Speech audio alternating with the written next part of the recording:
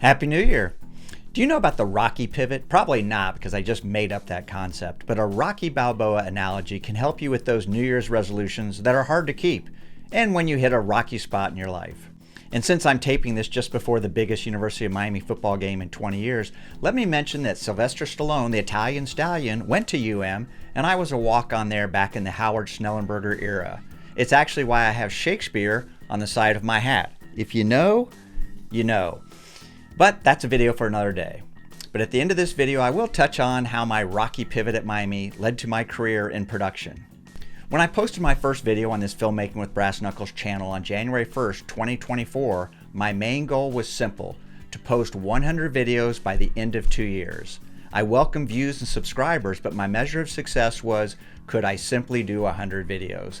That kind of thinking came from several YouTubers, including Marquez Brownlee, who in his online masterclass on making compelling videos said this: think of it like playing sports. You can be good, but it takes a certain amount of skill to do it at the highest level, to do it as a job. I imagine the ratio of college football players making it in the pros is probably about the same as people on YouTube making a sustainable living creating videos. Less than 2%, maybe even less than 1%. And this is where the Rocky pivot comes into play. If you remember in the first Rocky movie, Stallone's character is training to fight the champ, Apollo Creed. He's running upstairs, hitting the side of beef. He's got a shot. Or does he? Is he really ready? The night before the fight, he has an epiphany. He realizes that he can't beat the champ. This is the Rocky pivot.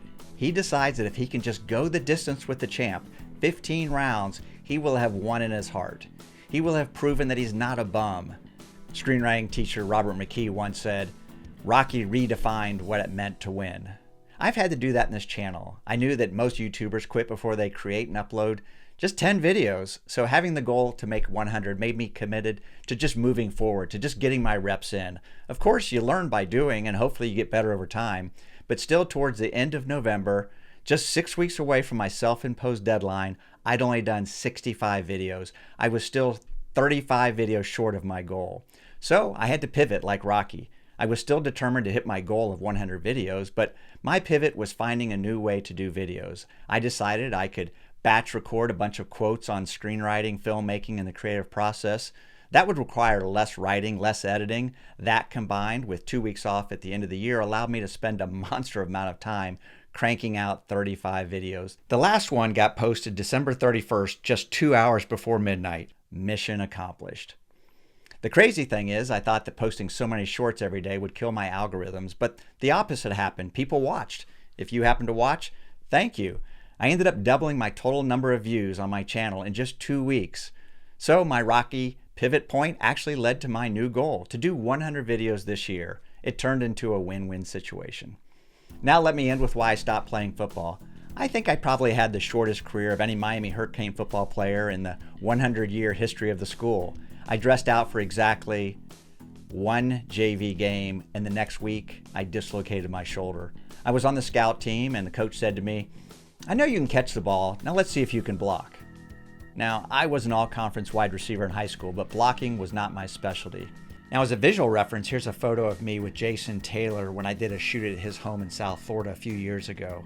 He's a Pro Football Hall of Famer, former Miami Dolphin great, and current defensive end coach at the University of Miami. Imagine me at 5'9", 160 trying to block Jason. As I hit that defensive end in practice, I felt something funny happen in my shoulder. A couple plays later, I was turning to block a defensive back, and my shoulder popped out of socket. It's just kind of like that. It just stayed there. Couldn't get it back in. Fortunately, the team doctor, Dr. Kalbach, was there that day. He cut my jersey from behind, took my pads off, and popped my shoulder back into place.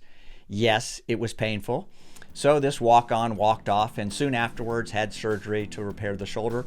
And then I pivoted. I focused on finishing film school. I actually shot my first 8mm film at Miami with my arm in a sling. I remember one scene where I was in a go-kart and I'm driving with my knees to get this point of view shot, and I'm just holding the camera with my other hand. And that set me on the course to working in production for the last 4 decades. So happy pivoting, happy New Year, go Canes!